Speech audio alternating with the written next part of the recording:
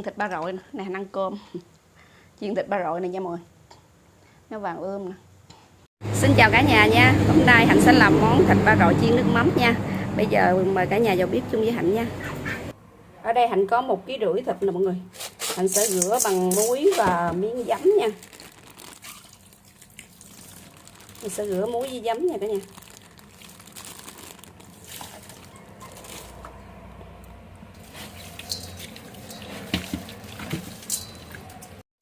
Sau khi thịt mình đã rửa xong rồi mọi người, mình sẽ luộc thịt với lại củ hành nè, gừng nè, xíu muối nha, với lại xíu rượu.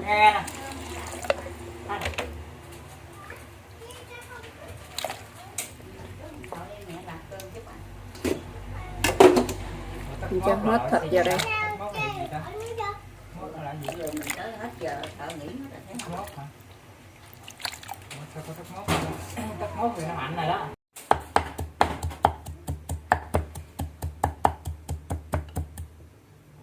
Khi thịt đã luộc được khoảng 20 phút nha mọi người, mình vớt ra cho vào một thau nước đá nha, rửa sạch nha.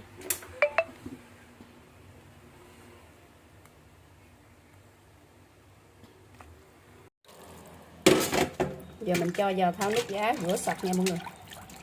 Trời ơi, thịt nướng, thịt luộc với lại gừng với củ hành nó thơm phức luôn đó mọi người. Giờ mình rửa cho sạch để ráo rồi mình sẽ ra mình ướp nha. Thịt sau khi rửa xong rồi mọi người, mình sẽ ướp gia vị vào đây nha. Hạnh sẽ cho một xíu đường nè, thật ít thôi mọi người, xíu bột ngọt,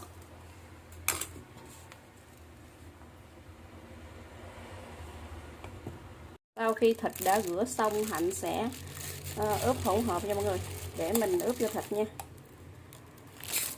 Xíu đường, mình làm 1,5 kg thịt nha. Bột ngọt, bột nêm,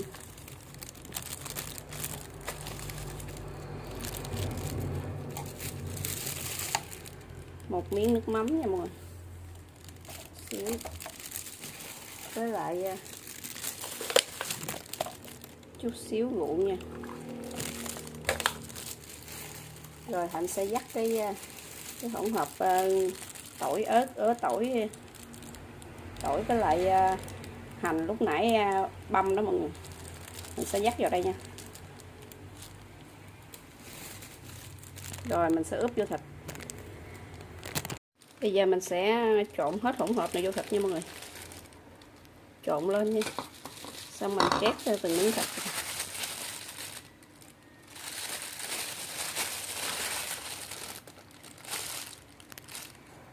Ướp xong Hạnh sẽ xách ra rổ nha mọi người, là mình sẽ để trong vòng 20 phút, lấy quạt gió hoặc là có nắng, đem phơi nắng xíu cũng được cho nó ráo miếng thịt, rồi mình sẽ tiến hành chiên nha cả nhà.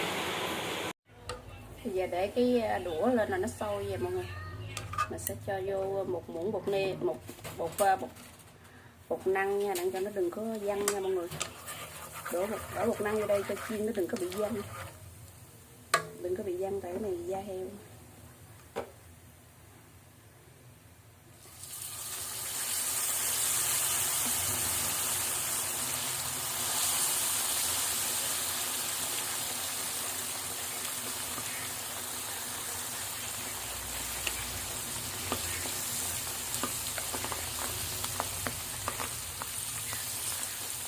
Cái này mình để bột năng vô nó chiên nó không bị búng mỡ rồi mình búng mỡ rồi. Bây giờ thịt chiên đã vàng rồi mọi người, mình sẽ gấp ra ngoài nha.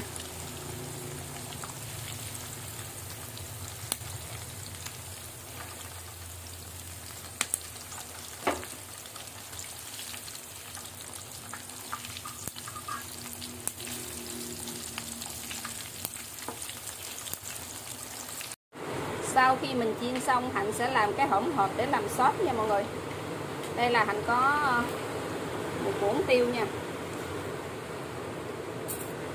xong đường nha mọi người. Đường Hạnh để khoảng tầm 3 muỗng cà phê đường, bột nêm nha, bột ngọt nha cả nhà.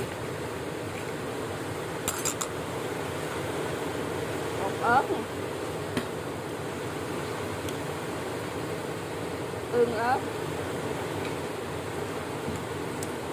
và một chút xíu nước mắm nha cả nhà.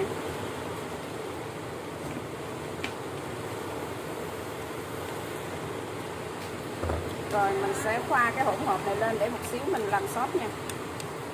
Một xíu mình phi mỡ hành, tỏi với lại hành lúc nãy đó mình để mình làm sốt nha cả nhà. Bây giờ là hành đã chiên rồi đó mọi người. Giờ chuẩn bị làm sốt nha. Sau khi đã chiên xong bây giờ mình sẽ phi tỏi hành lúc nãy nha mọi người. Hành tỏi lúc nãy mình vắt nước mình còn cái xác này mình sẽ phi lên.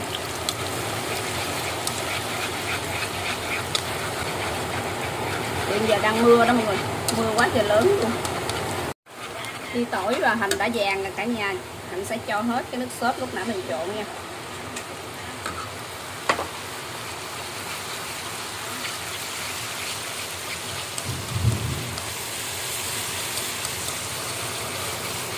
Bây giờ cái hỗn hợp nó đã sánh lại cả nhà, mình sẽ cho hết vào đây nha, trở qua trở lại.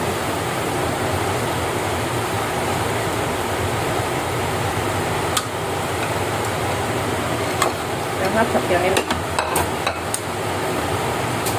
chỉ trở qua trở lại nha mọi người, để cho cái hỗn hợp này nó thấm vô, nó thấm gia vị.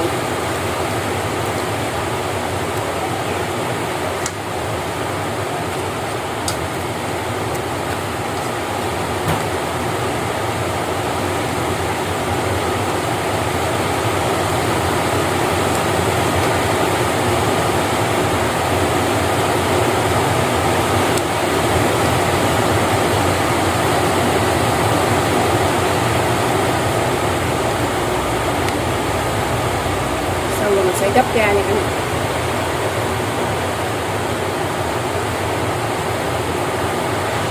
Bây giờ cái dĩa thịt chiên nước mắm của Hạnh xong rồi nha. Này mình sẽ cắt miếng ra rồi ăn với cơm nha cả nhà.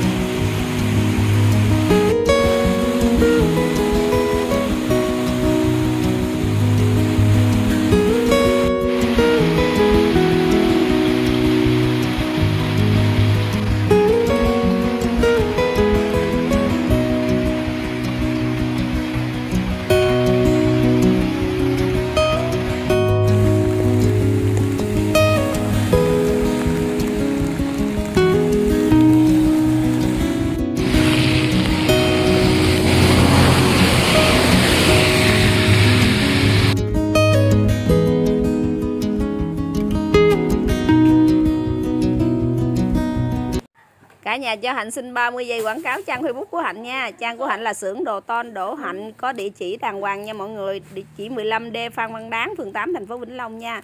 Đây là mọi người vào mua hàng cứ xem mẫu xong rồi bên góc phải có cái chữ gửi tin nhắn đó, cả nhà cứ bấm vào đó, nhân viên của Hạnh sẽ tư vấn chốt hàng cho cả nhà nha.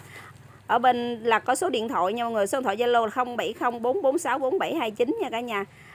Có người sẽ inbox và trả lời tin nhắn cho cả nhà nha. Cảm ơn cả nhà nha. Không đợi cả nhà chờ lâu nha, bây giờ mình quay trở lại nha cả nhà. Chào cả nhà, trở lại với kênh Đỗ Hạnh nha. Hôm nay Hạnh ăn thịt ba rọi chiên nước mắm nha cả nhà. Mưa quá trời cho nên Hạnh ăn trong nhà luôn nha.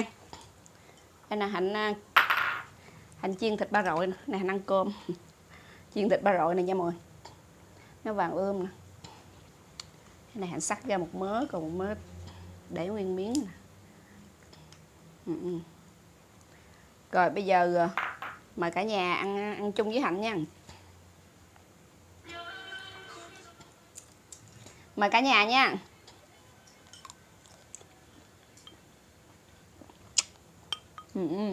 Cái nước sốt đó mà riêng xong rồi làm cái nước sốt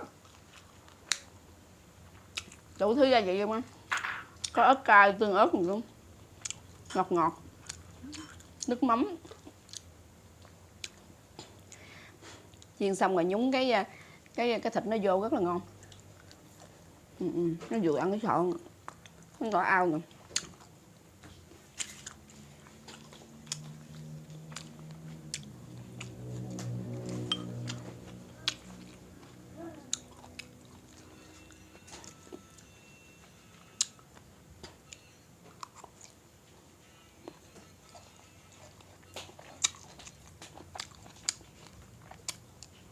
Hạnh làm thịt ba gỏi bún xương cả nha.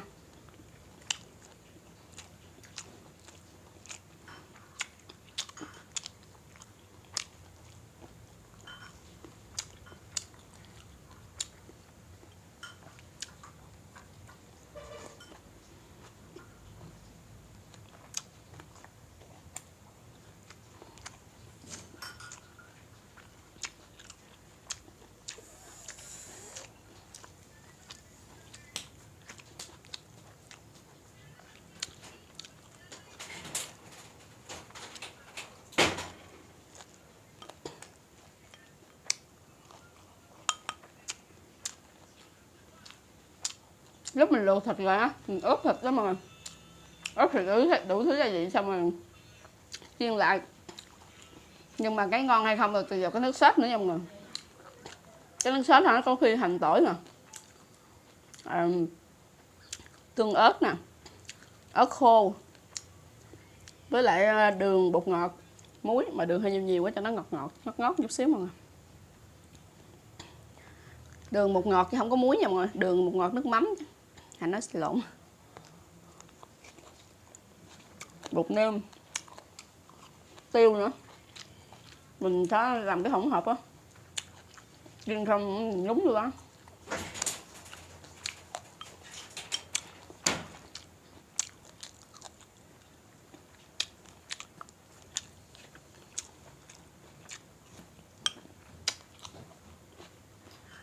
Trời mưa gì mà mưa thấy sợ, mưa mà xong đi ra ngoài vườn được. Lúc nãy Hành đi thấy chặt con tàu lá chuối mà ướt cả người,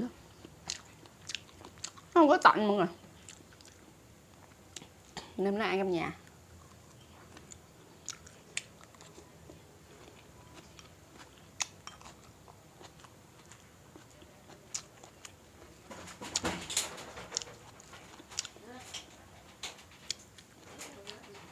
Cái này ăn với rau hết sảy.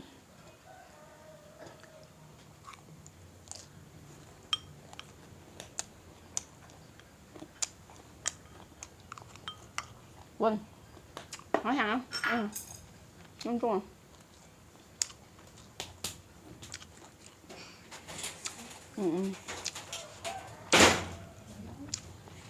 Làm gì ăn nó còn ngon hơn heo quay đó mọi người.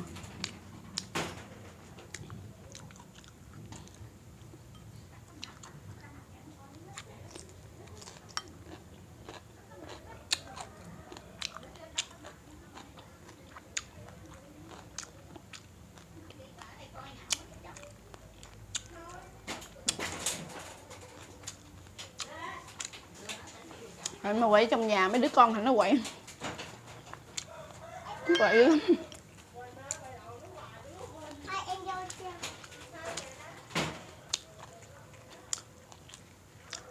Con nha, có ăn con. Cái nước sốt của nó nè. Ngon.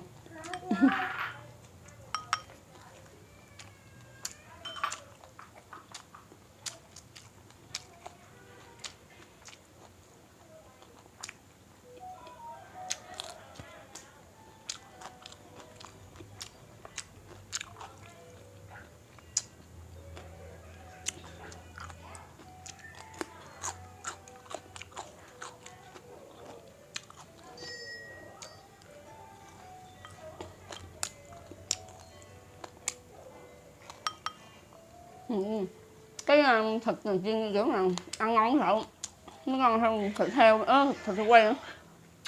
Cái vừa ăn lắm mọi người. Cắt miếng nhỏ rồi nè, mình chiên xong cái mình ấy nước sốt rồi nó thấm hơn cái bự.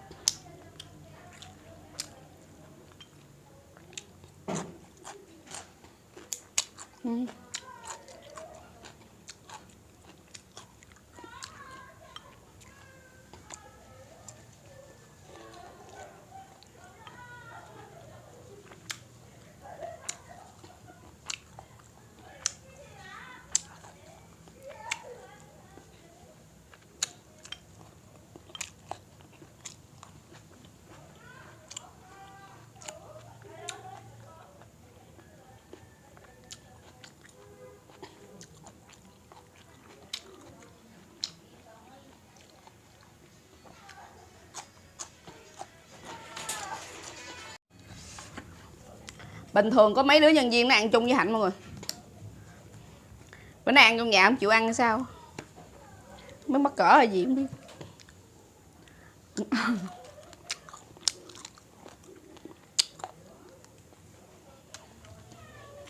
Ăn trong nhà ăn mình một.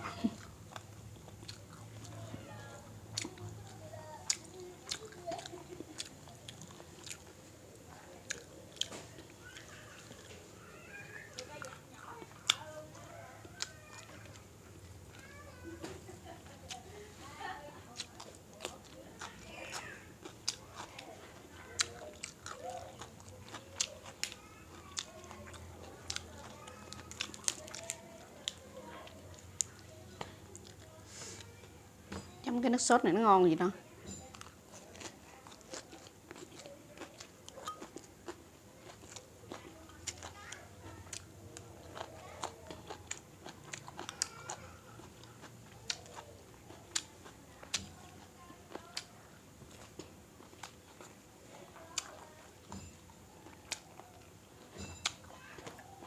Cái nước sốt này là nãy ấy vô thịt nè mọi người. Còn miếng thân cái là nó ngon. Ngon cho nên không bỏ.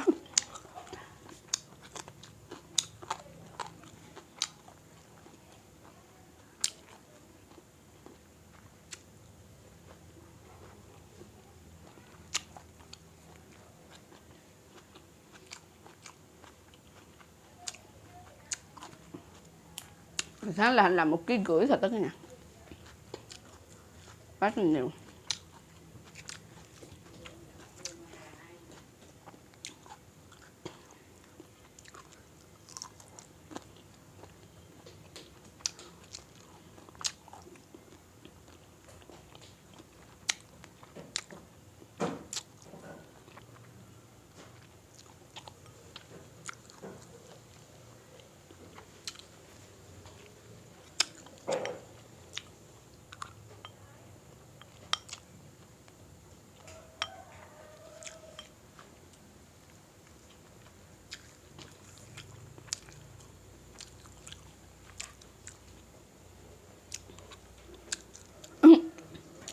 Ăn hơn 1 chén cơm mà nó no ăn chết luôn.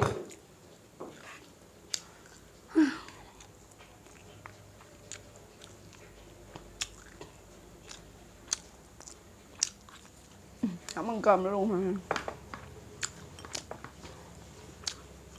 Ăn thịt cuốn với rau.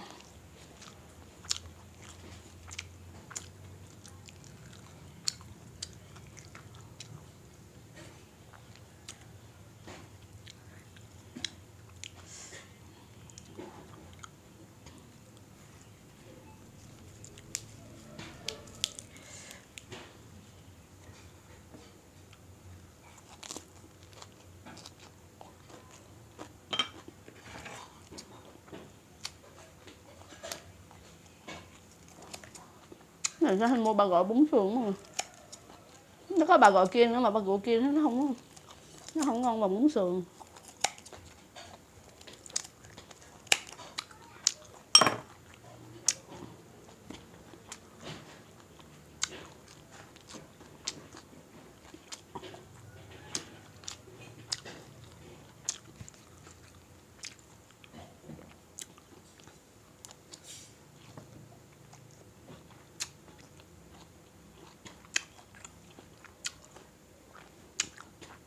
Mấy đứa nhân viên của Hạnh đó, nó 18, 19 tuổi 17, 18, 19 tuổi. Làm cho nó cảm thấy mình trẻ đi.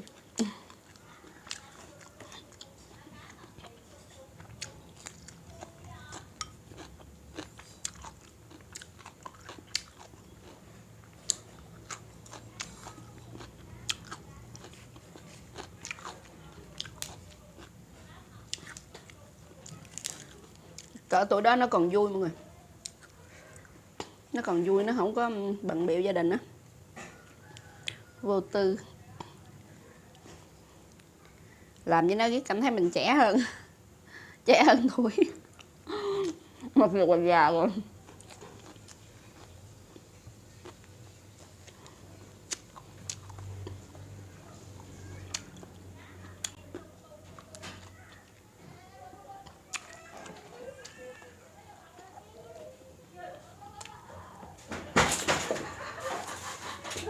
Quá quậy.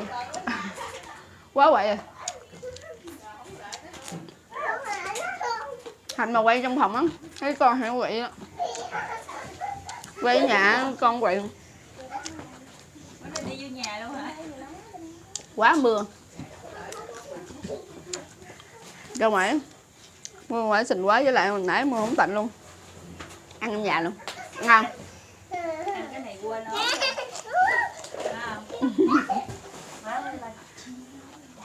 Làm cái gì nữa mày không có sự thống gì rồi nó lại chụp cái thằng. Quá rồi quậy. Ăn cơm không nổi nữa. Làm một tô cơm bự chỗ này luôn á. Ăn nhỏ xíu.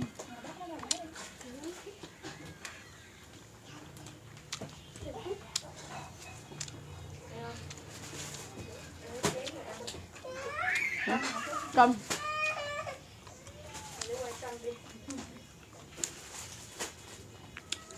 Món này bữa nay cực kỳ ngon lắm mọi người. Mình Hạnh đang ăn hết mấy miếng á. Hạnh đâu em? Cả nhà thích kênh Đỗ Hạnh cho Hạnh xin một like, một chia sẻ, một đăng ký nha cả nhà. Chúc cả nhà một ngày vui vẻ nha. Bye bye.